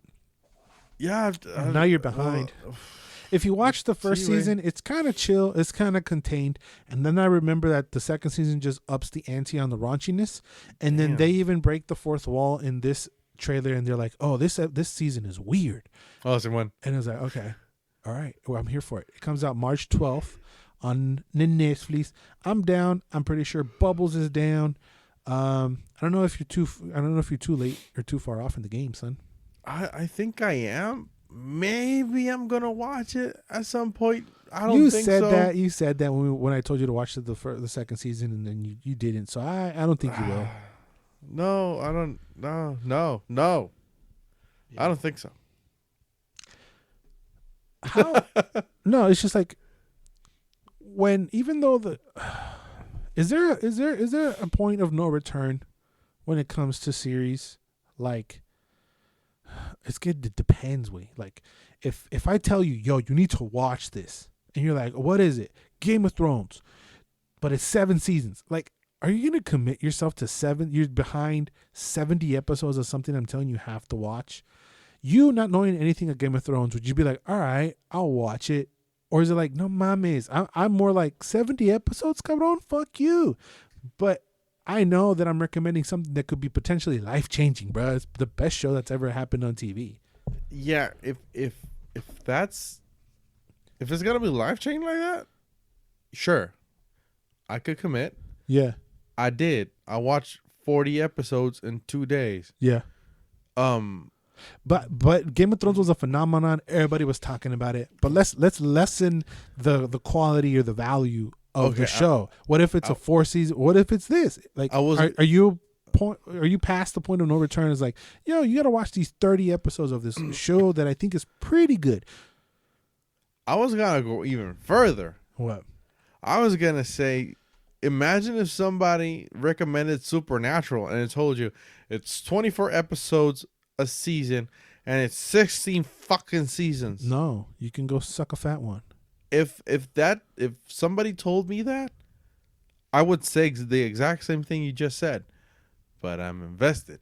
I've seen it since the get-go. But if you say, okay, it's 3 seasons, it's 30 episodes, I think I'm down. Well, you just said you're not gonna watch it though. No. If somebody came to me today, yeah, and say watch Supernatural, and it's no. But I'm saying I'm bringing it back to Paradise PD. You were like, not right now. I don't think I'm gonna watch it. Is it because of the episodes? Is it because you're just gonna forget about it? Because I'm gonna forget about it. Yeah. Anything for me that's past 2 seasons, my balls just get fucking heavy, son. I don't want them. If you're like, these 3 seasons of, no, you got me out, bro. I'm too behind. I don't want to catch up. You got to fucking tell me it's fucking up there with the best shit ever, or it's got to be a premise that I really enjoy to be like, yeah, it depends. It's just weird. Stay tuned for what you're doing. Oh, shit. All right. So you ain't watching, but speaking of what you're doing, there's probably going to be a review on Paradise PD. Stay tuned. Yeah. But speaking of Supernatural, speaking about crappy shit on the CW channel, I'm going to ask you, and I'm curious whether or not you're down for this. This is... I miss that voice. What voice? The catch it on CW. I missed it. Well, let me let the people know what we're talking about. And we're talking about Superman and Lois. This is a spin-off from the Supergirl series, part of the Arrowverse that lives on CW. So this follow the world's most famous superhero and comic books most famous journalist as they deal with all the stress, pressures, and complexities that come with being working parents in today's society. Superman and Lois. You've dabbled in the Arrowverse, correct, sir? Yes, I have. I haven't seen a single episode of anything. I've probably maybe seen a collection of a full watch time of like 40 minutes. Like it might be on after I'm watching Big Bang Theory or something just to go to sleep and it's running. Maybe. But there's so many shows. That's another one is like, oh, you want to dip into the Arrowverse? Yeah, there's 4 seasons of Arrow. There's 3 seasons of Flash. There's 2 seasons of DC Legends of Tomorrow. There's 4 seasons of Supergirl. Fuck you, dog. I'll go watch porn, son. No mames. No. Ese güey. Está la verga, güey. But you've dabbled in this universe. Did it tickle your fancy whatsoever? Anything? Okay. This can suck a fat one. Neta. Wait, I'm trying to look to where I left off. I left The Flash, I think it was in season 5. Verga. And right now there's 7 seasons. Damn. I left it in 5 and I think it was episode 10, 12. Yeah. I'm trying to look for it. But at this point, I'm going to tell you, I do not care. Mm-hmm. You can't pay me to care anymore because but it was Arrow. I was into Arrow a lot the first season. Then it came The Flash. Yeah. You know what? Two shows, they crossed over. It was amazing. Yeah. I'm watching it. Yeah. But then they came Legends of Tomorrow, then Supergirl, and then everything was a clusterfuck. And I was like, you know what? I don't care. Le clusterfucks. Sí, güey. I don't know. No me vale verga, güey. Vale verga. You watched Smallville also, didn't you? I did. I feel like you cream your pants for that. When it was on TV, yes, I religiously watched Smallville at 8:00 on Thursdays, then watched Supernatural at 9:00. When you were 4 years old. Not even 15 Supernatural years. is still going. Yeah, it actually just ended. Oh. It's done. But it's 16 years ago. No, 16? I don't remember. But yeah. This didn't give you any feeling of that at all? Didn't want to... I thought...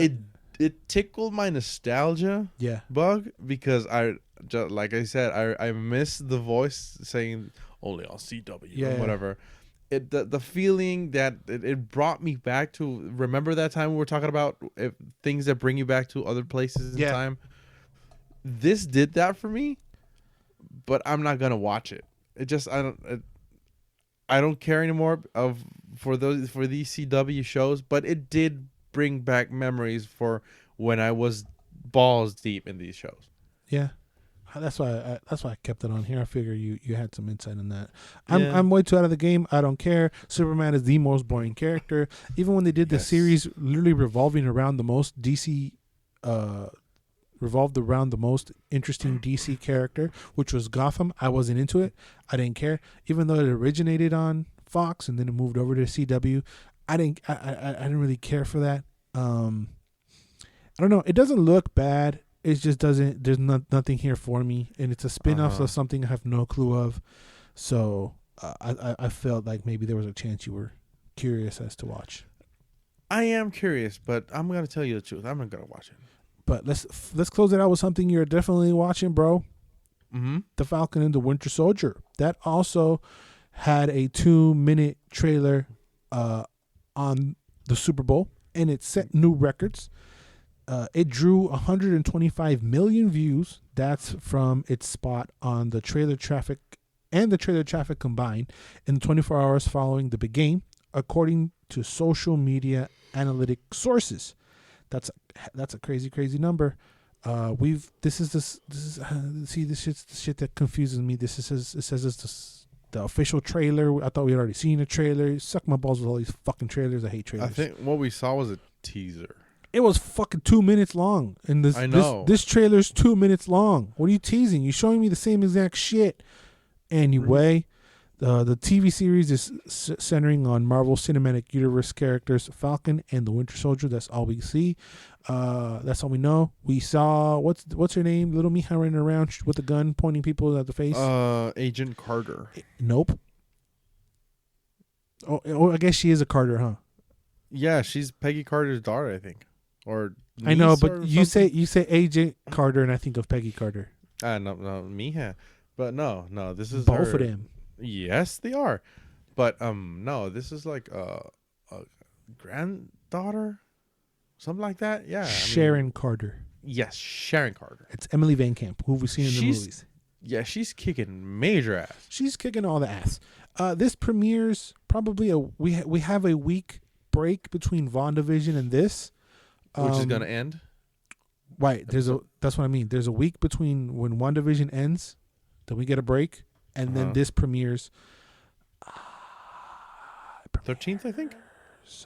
Where the fuck is it? I just lost it. Because today we got. Madre, I fucking lost it. 18th. As the day, yeah, 19th. 19th. Oh wow. Yeah, the 19th. The 13th is that break that I'm talking about. Maybe the 13th is when WandaVision ends. But no, the WandaVision is gonna end the first week of March, I think. So the 7th, and then we get a break, and then this shit. Yeah.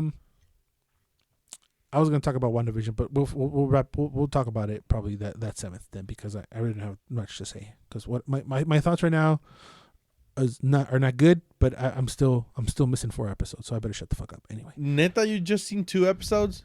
Because I hated those 2 episodes. I hated the pacing. I was like, fuck this shit, man. It's getting boring. Like, move it along. And then I was told that I watched the most boring episodes. That's why I stockpiled the episodes so I don't judge the whole series based on the first 2 episodes, just because my selfish ass wants more episodes. See, when no mames, I mean, I haven't seen this Friday's episode, today's episode. I haven't seen it, but no mames, way. Okay, no mames. Shut up. I already know who's in there, kind of messing around, but I don't know. I might catch up tomorrow. But how wet are you for Falcon and the Winter Soldier since Captain America and the Winter Soldier, or was the name of the movie? Is that the name of the movie? It's just the Winter Soldier. The Winter Soldier, yeah. That's your favorite Marvel movie? Yes. No, that's your favorite DC MCU movie. MCU movie, yes. Yeah. I'm pretty excited because the visuals look very cool. I want to see what they do with the missions. I want to see the antics between these 2 guys who hate each other. That is always funny. They act like kids, so I like it. I really want to see it. It looks like a fucking movie, man. It really does. It looks like a movie. The production value is very high. That is crazy. I wonder how much they spent on it. It's 6 episodes. Do you feel like that's too short? No, I think it's pretty good. Well, depending on what the story is. If it's just going to tackle one storyline, I think it's good. Oh. How many is it on Wanda? 8? Yeah, 8. I feel like 8 is a standard and 6 is too short. Well, but if it serves the story, I'm 100% down and behind it. I'd rather it to be 6 concrete, good 1-hour episodes than 8 and 2 fillers. Yeah, because I think WandaVision is gonna be 8 and 2 fillers. Because the first 2 episodes are fillers. Yes. Okay. They are. Okay. Yeah, I've been seeing high reviews on Wanda. Even Bubbles was like, "Yo, shit's getting crazy, son." I'm like, "Oh shit, really?" Anyway, I'm not wet for it. The trailer did move the needle a little bit for me. A little bit. I was like, "Ooh, okay." Like, when I first heard that this was coming, when I first saw images, I was like, I don't give a fuck, man. But now that it did sound kind of lame. It did sound whatever. But now that Disney Plus is an actual thing down in Mexico, and I'm fucking around with Disney Plus, and I'm looking at shit, I'm like, ooh, another thing to watch. I'm down. This trailer solidified my viewing, so they got 6 hours out of me, son. Mm-hmm. They already had your viewing, whether or not. Oh hell yeah. But I mean, I don't really care it's gonna be good cop, bad cop. I hate you, you hate me, jealousy. They're gonna probably fight behind. No, they're not. There's no fighting, right? Like, the Falcon is Captain America. Yeah.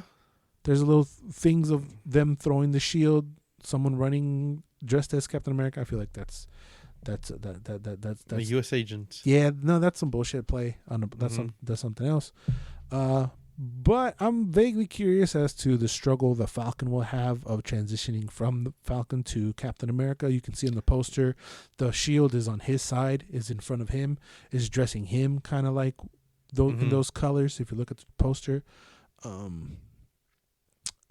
Winter Soldier felt like he was boring. He's whatever. He's now coming in with some personality, with some thoughts. He used to be just a fucking grumpy, silent, mute guy. Now he's coming in with some thoughts, some personality, some banter. I'm not mad at it. They're fleshing him out.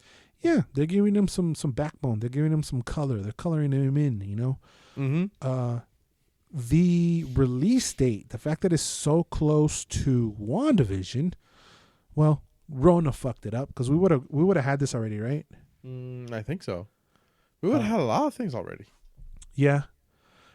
I wonder how much Rona. Like fucking Black Widow, goddammit. Yeah, that's what I'm saying. I wonder how much Rona fucked up the storytelling of the MCU. Maybe not a whole lot, because we would have had this. We would have had Black Widow, Eternals.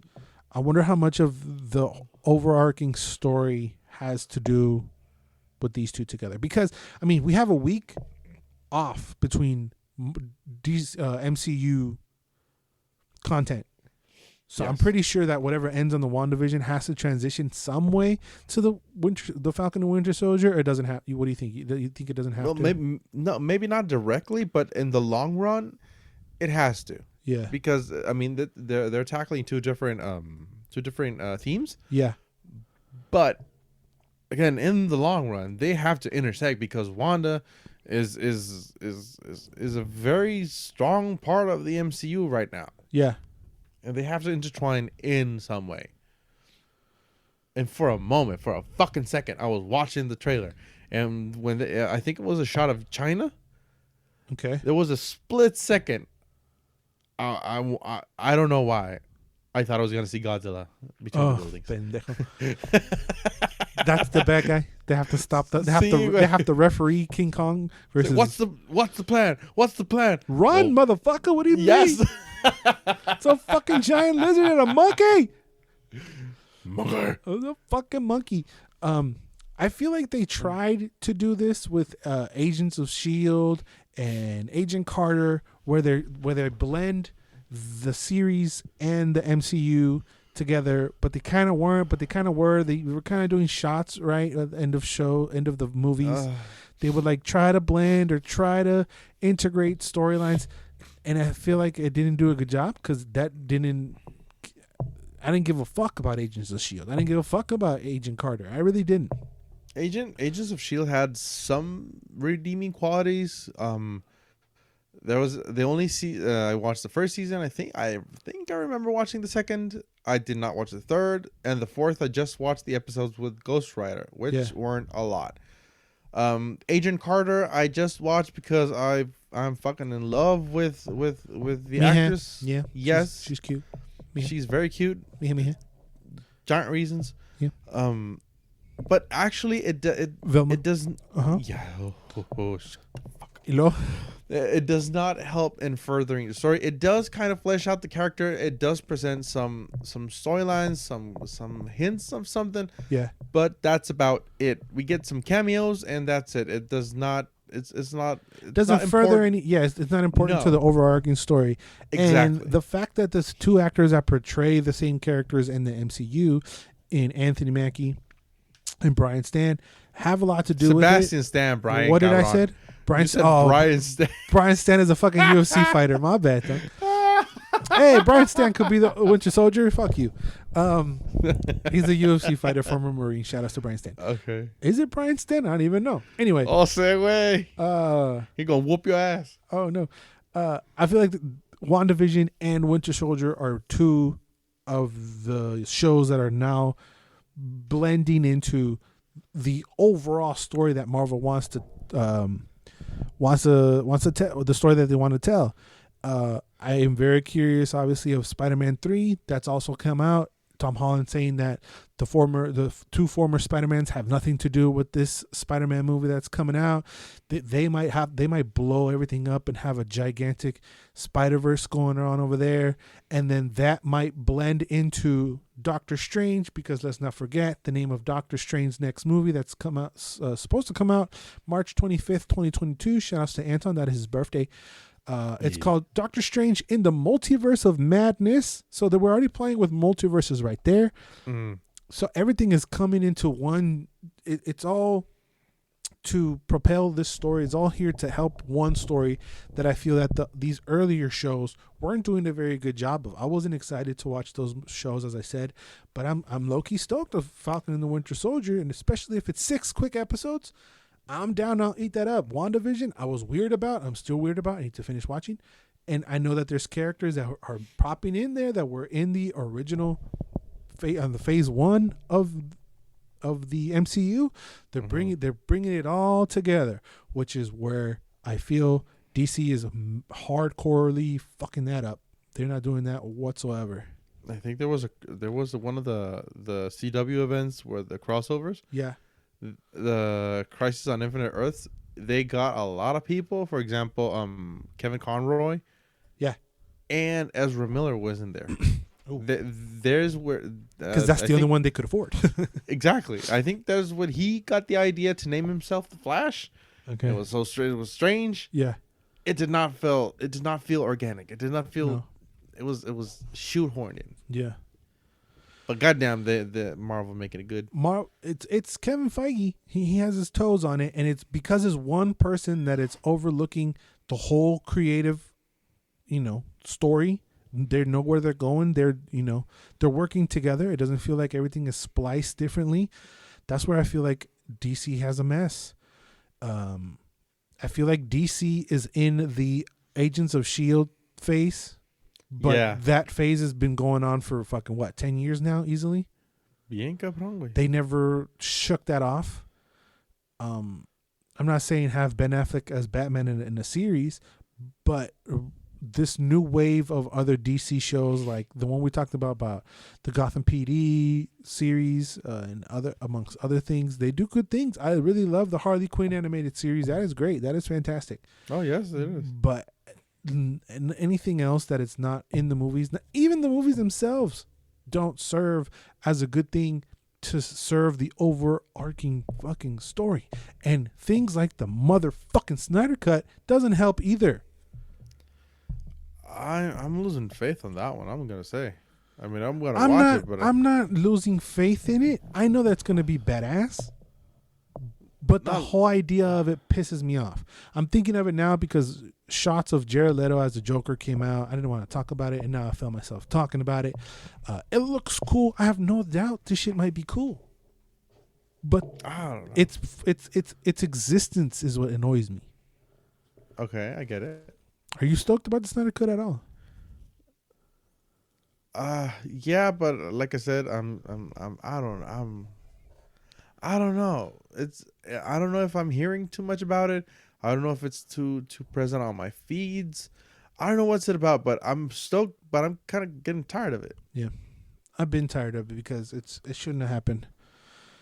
I don't know if it, I was going to do a sports analogy, but you're the worst person to give a sports analogy to.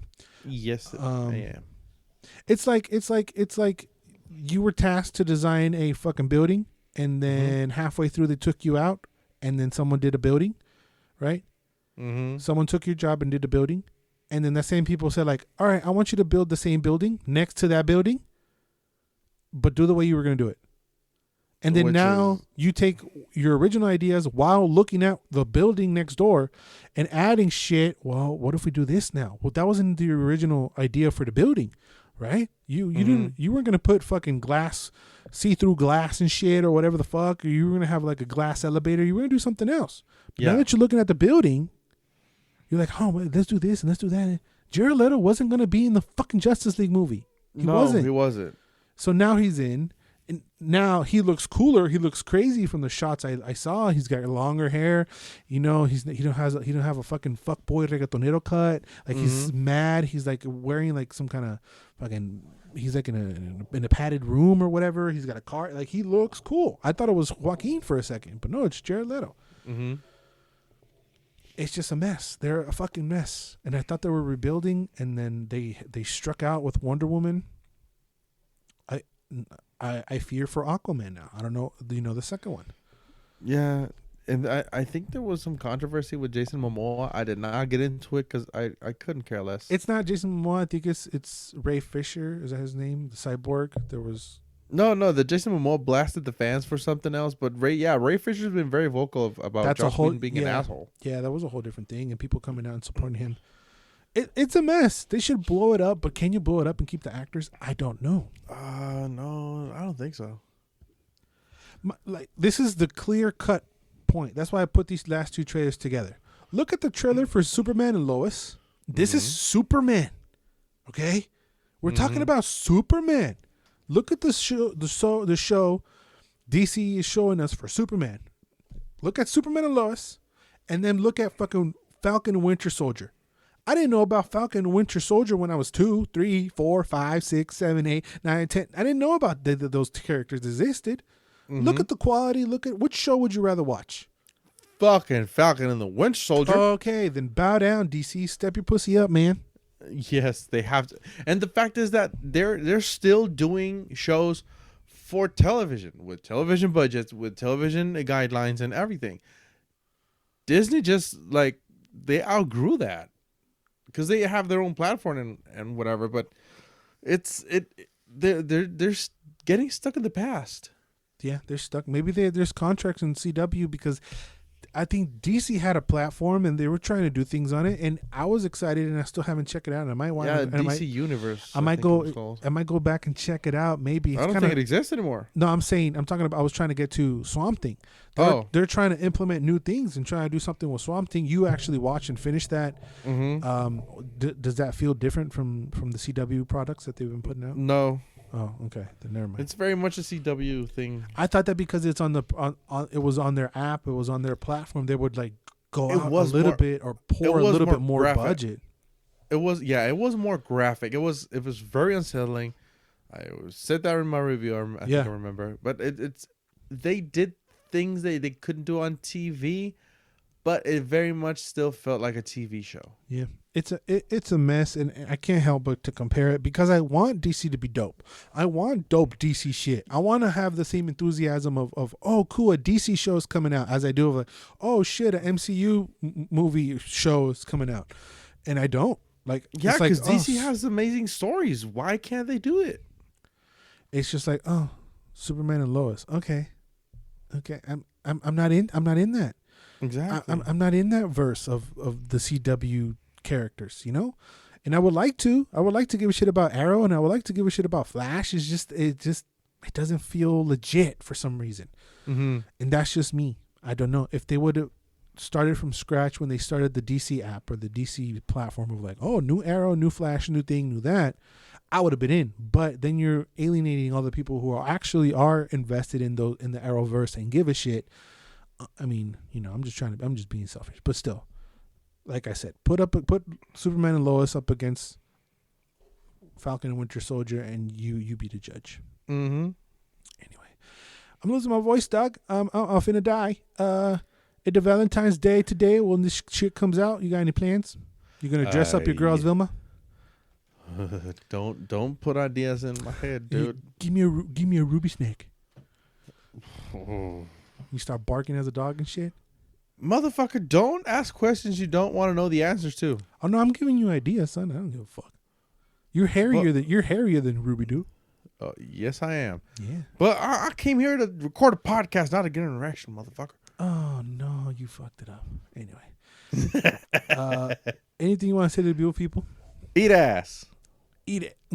No. It's Valentine's Day. But Rona. But if you're living with your partner, you're not gonna practice safe. You're fucking every night. So why don't eat ass? All right, someone just fucking fell or something happened. Did you hear that? No, mames. I gotta go check this shit out. Okay. Happy Valentine's Day. Hopefully y'all have a good time. Be safe. Wrap it up. I love you guys. always and forever, you do. Bye. Bye.